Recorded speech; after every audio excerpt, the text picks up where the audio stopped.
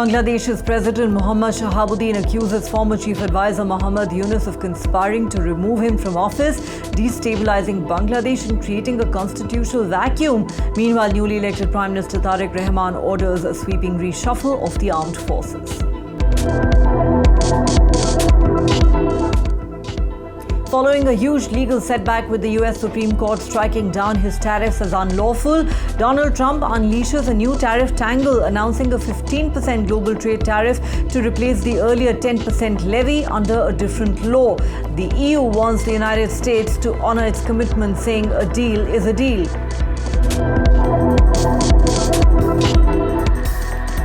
A Joy Ma Kali letter from Prime Minister Narendra Modi is delivered home to home in coal-bound West Bengal. The Prime Minister launches a blistering attack on Mamata Banerjee over infiltration violence and fake voters.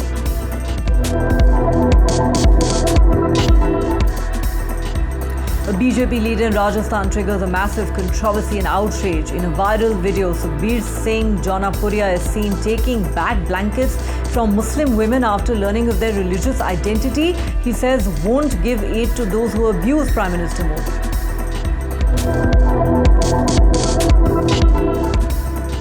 Tamil Nadu Deputy Chief Minister Udayanidhi Stalin launches an attack on the AIDMK-BJP alliance, says the DMK is not afraid of anyone, not even if Modi's father comes. The BJP calls the DMK a senseless party. Meanwhile, actor politician Vijay accuses Chief Minister M.K. Stalin of corruption. Intelligence inputs warn of a possible Lashkar-e-Taiba terror plot targeting the Red Fort and temples in Chandni Chowk in Old Delhi. Security tightened across the national capital.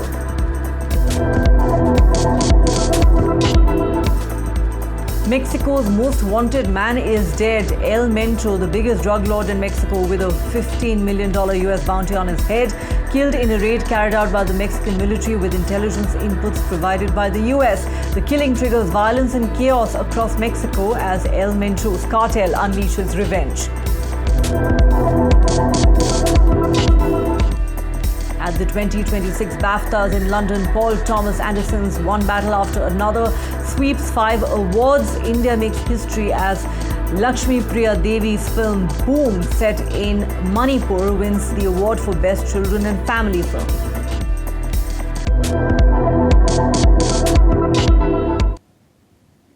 Hello and welcome to the Times of India. You watching Headlines at 8 with me, Neha Khanna. Our top story. Mohammad Yunus, the former chief advisor to Bangladesh's interim government, is facing some stunning accusations days after demitting office. Bangladesh's President Mohammad Shahabuddin has accused Yunus of conspiring to remove him from office in an unconstitutional manner.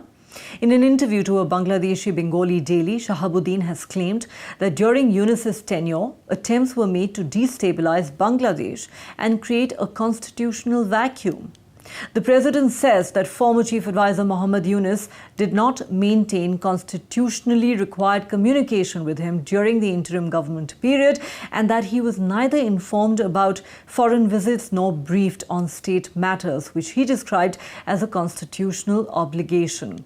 Shahabuddin has alleged that he was made a palace prisoner in the past year and a half and that 2 of his planned foreign visits were blocked by the Yunus administration. Shahabuddin added, at one point, even a conspiracy was made to bring a former Chief Justice and seat him in my place through unconstitutional means. But a judge refused the proposal, citing constitutional constraints. He also described the 22nd October 2024 protests outside Banga Bhavan as a terrifying night, alleging that mobs were mobilized and there were attempts to loot the presidential residence. Meanwhile, a dramatic power reset is unfolding in Bangladesh, with sweeping changes at the top ranks of the military. The reshuffle ordered by Army headquarters is targeting key strategic commands and the powerful intelligence apparatus, signalling a rapid consolidation of authority as the new government moves to secure its command over the state security architecture. Within days of BNP chief Tariq Rahman taking over as Bangladesh's new prime minister, the country's military has undergone a major reshuffle at the top echelons. That includes the appointment of a new chief of general staff. The changes impact several key strategic commands as well as Bangladesh's premier military intelligence agency. Lieutenant General M. Mainur Rahman, who was previously serving as the Chief of General Officer Commanding of Army Training and Doctrine Command, has been appointed as the Chief of General Staff. Major General Kaisar Rashid Chaudhry, serving as a Brigadier General at Army Headquarters, has been appointed Director General of the Directorate General of Forces Intelligence. Significantly, Tariq Rahman's government has also recalled Brigadier General Mohammad Hafizur Rahman, who was serving as the Defence Advisor at the Bangladesh High Commission in India. He has been promoted to the rank of Major General and appointed as the GOC of the 55th Infantry Division.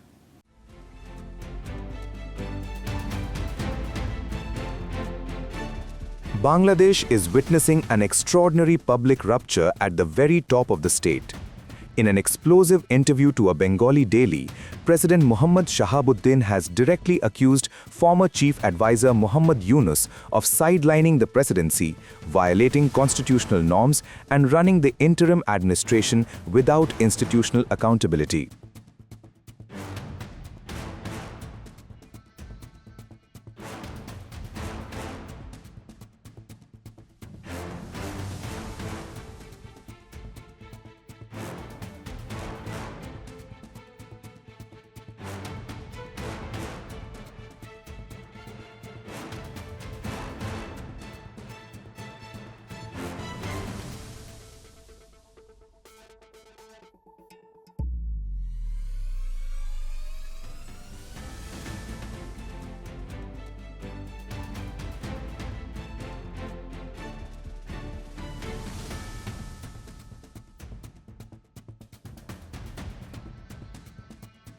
The president has alleged that Yunus fails to follow basic constitutional provisions.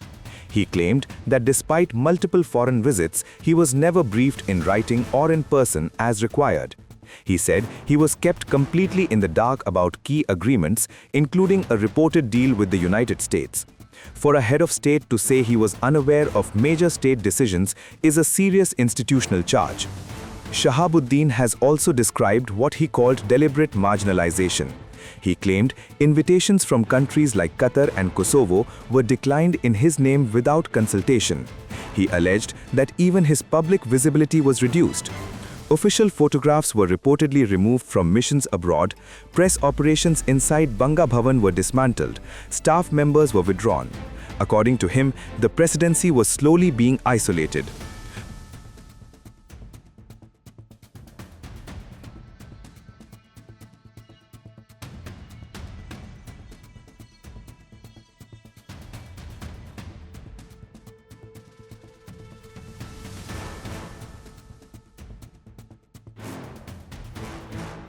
More dramatically, the president has claimed there were attempts to remove him through unconstitutional means. He referred to pressure tactics and even a reported approach to a former Chief Justice. He said he chose to stay in office only to preserve constitutional continuity. During a tense siege of Banga Bhavan in October 2024, he claimed mobs attempted to storm the premises. He credited the armed forces with preventing escalation. For India, these claims matter deeply. Bangladesh is not just a neighbor, it is a critical partner in connectivity, trade and counter-terror cooperation. Political instability in Dhaka has direct implications for India's eastern and northeastern states. What adds a sharper edge to this crisis are media reports linking extremist networks to figures within the former interim administration. Allegations have surfaced about covert meetings with Pakistani intelligence elements and attempts to disrupt scheduled elections. There are also claims about the movement of operatives linked to jihadist groups and the recovery of explosives allegedly of Pakistani origin after a blast near Dhaka. These claims require independent verification, but if even partially substantiated, they raise serious concerns. India has long worked closely with Bangladesh to curb cross-border terror networks. Any erosion of institutional stability in Dhaka could reopen vulnerabilities along the border. At its core, this is a battle over constitutional authority and state control. The president is framing it as a fight to protect the republic's institutional framework. His critics may see it differently. But the public airing of such accusations signals deep fractures within Bangladesh's power structure. For New Delhi, the priority will be stability, lawful transition, and credible elections. A peaceful and constitutionally anchored Bangladesh is in India's strategic interest. The coming months will reveal whether this confrontation remains political rhetoric or develops into a larger institutional crisis with regional consequences.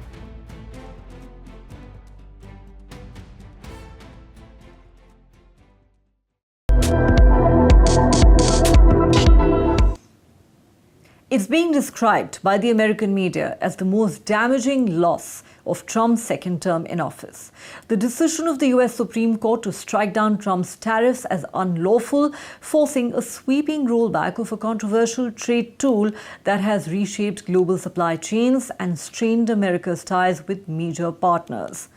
And as a direct outcome of that, the United States will stop collecting a tranche of tariffs imposed by President Donald Trump. In a statement, the US Customs and Border Protection has said tariff collections under the 1977 era International Emergency Economic Powers Act will cease on Tuesday, instructing importers that all related tariff codes will be deactivated in its cargo systems.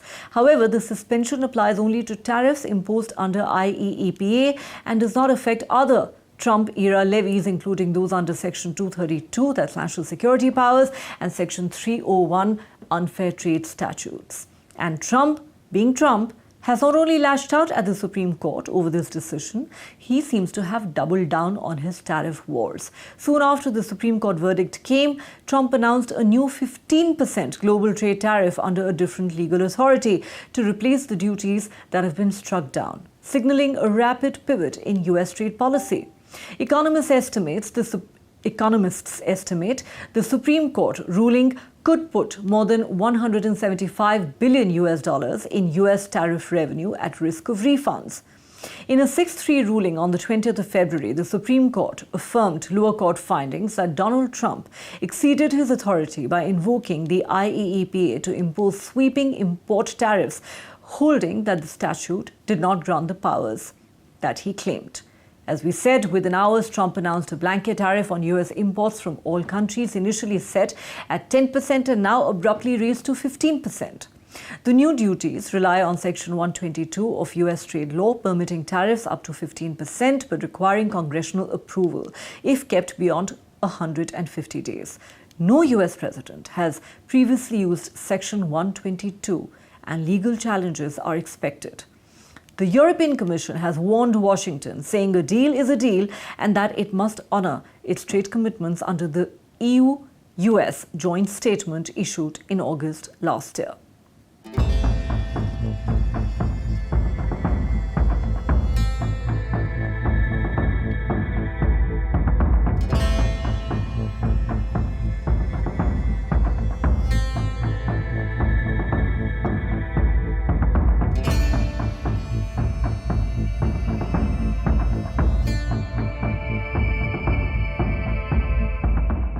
Hours from now at 12:01 a.m., a major pillar of America's trade war strategy collapses.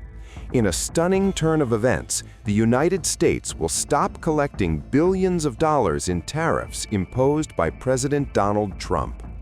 This after the Supreme Court of the United States ruled them unlawful. This is not just a policy tweak, it's a seismic shift in U.S. trade policy, with billions of dollars at stake. U.S. Customs and Border Protection has confirmed that tariff collections under the 1977 International Emergency Economic Powers Act will officially cease at 12:01 a.m. local U.S. time Tuesday. Reports claim all related tariff codes will be deactivated, as the importers have been notified. The move comes days after the Supreme Court, in a 6-3 ruling, determined that Trump exceeded his authority by invoking emergency powers to impose sweeping import duties. The court held that IEEPA did not grant the president the power to impose such broad tariffs. The financial consequences could be enormous. Economists estimate more than $175 billion in tariff revenue could now be at risk of refunds. Until now, the invalidated tariffs were generating over $500 million a day. However, U.S. officials have not clarified whether businesses will be reimbursed for duties already paid. Importantly, this suspension applies only to tariffs imposed under IEEPA, which means other Trump trade measures regarding national security powers and unfair trade statutes remain untouched. The ruling affects tariffs targeting key Asian export economies, including China, South Korea, Japan, and Taiwan, all central players in global manufacturing and technology supply chains. Markets are watching closely, so are America's trading partners.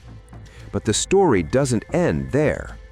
Within hours of the ruling, Trump unveiled a new global tariff, initially set at 10%, then quickly raised to 15%. This time, the administration is invoking Section 122 of U.S. trade law, a rarely used provision that allows temporary tariffs of up to 15% without immediate congressional approval. No president has ever used Section 122 before. Legal challenges are widely expected.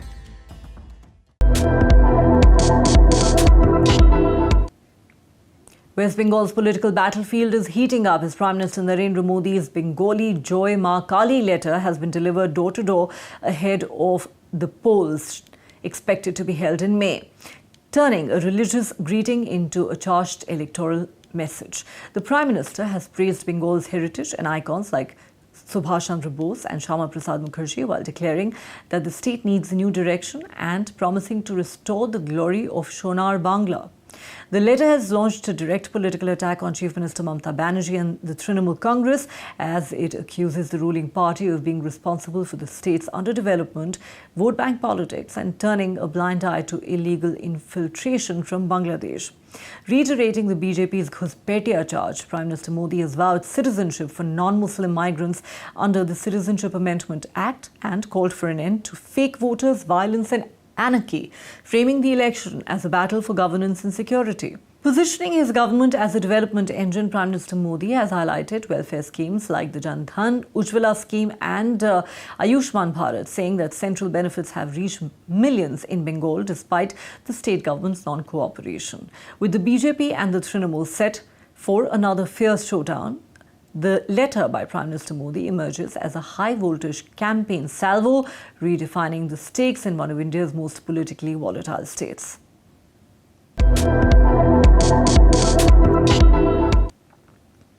There is massive outrage over the brazen discrimination and communal bias displayed by a BJP leader in Rajasthan.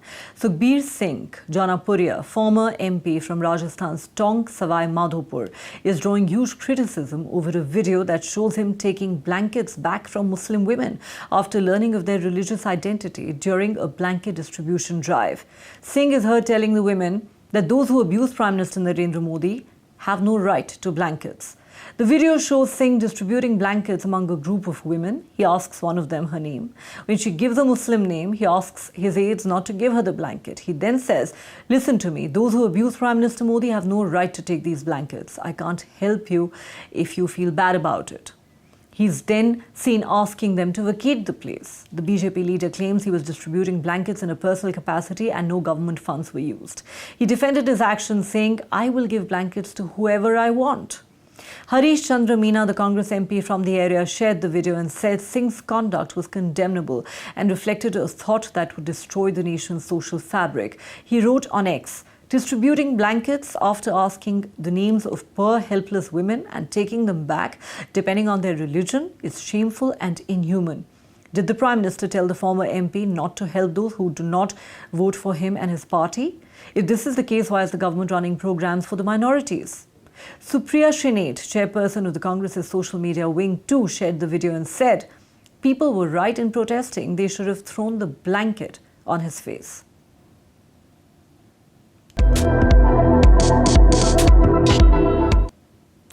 Tamil Nadu politics is witnessing a fierce war of words ahead of the assembly polls, with Deputy Chief Minister Udayanidhi Stalin launching a blistering attack on the AIADMK BJP alliance. He said the DMK fears no one, not even if Narendra Modi's father came. He then mocked AIADMK chief E. Palaniswamy as a serial loser and framed the election as a battle between Tamil Nadu and Delhi, while invoking demonetization and lockdown memories to portray Prime Minister Modi as a leader who ignites fear rather than relief.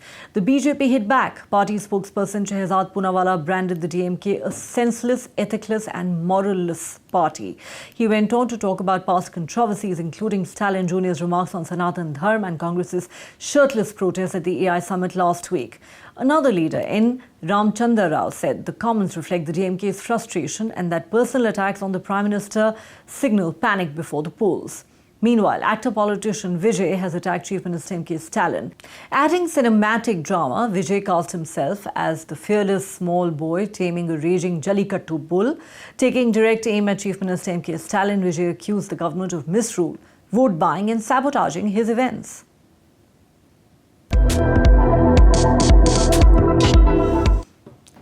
The 79th British Academy Film Awards, or BAFTAs, brought cinema's brightest stars and boldest stories to London's Royal Festival Hall on Sunday.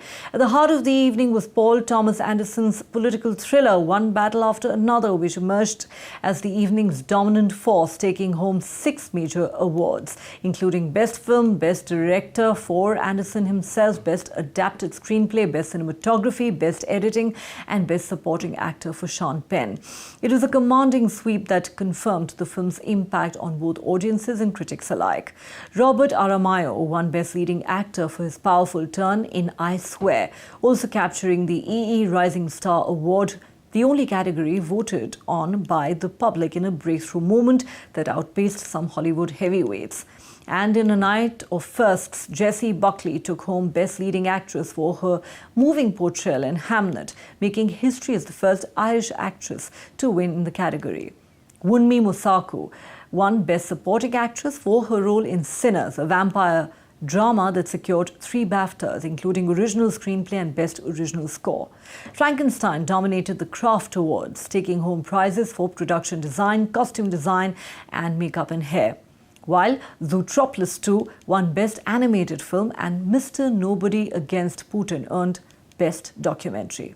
It was a special night for Indian cinema too, as the Farhan Akhtar-backed Manipuri film Boong, directed by Lakshmi Priya Devi, clinched Best Children and Family Film, becoming the first Indian movie to win in the category. The emotional tale of a young boy searching for his missing father has drawn tremendous acclaim from the Toronto International Film Festival to the Melbourne Film Festival. Meanwhile, Indian movie star Alia Bhatt added glamour to the event as a presenter.